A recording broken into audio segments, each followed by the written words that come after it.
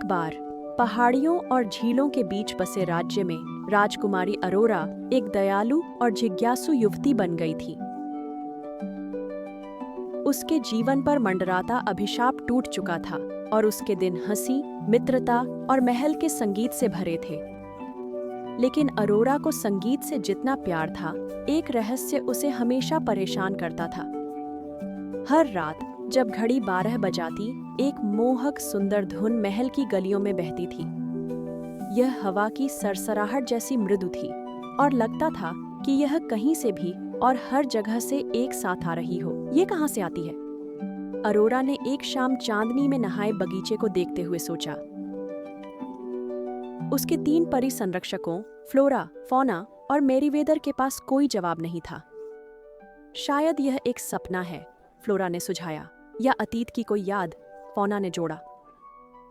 बकवास, सपने वीणा नहीं बजाते, मेरीवेदर ने व्यंग्य किया। रहस्य सुलझाने के लिए दृढ़ अरोरा ने उस रात जागने का निश्चय किया।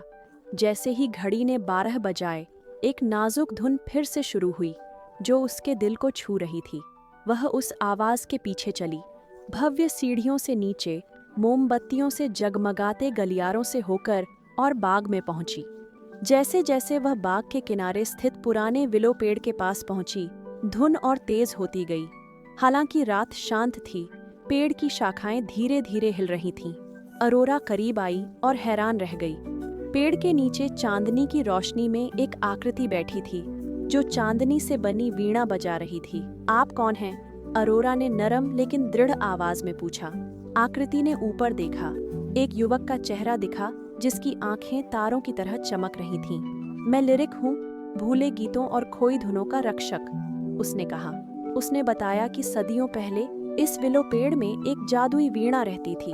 इसका संगीत राज्य में शांति लाता था, पर लोगों में लालच और कलह आने से यह चुप हो गया।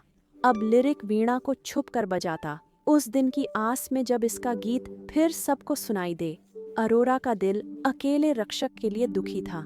मैं तुम्हारी मदद करूंगी, उसने वादा किया। लिरिक हिचकिचाया। वीणा की सच्ची शक्ति केवल वही बहाल कर सकता है जो सद्भाव, दया, साहस और एकता का प्रतीक हो।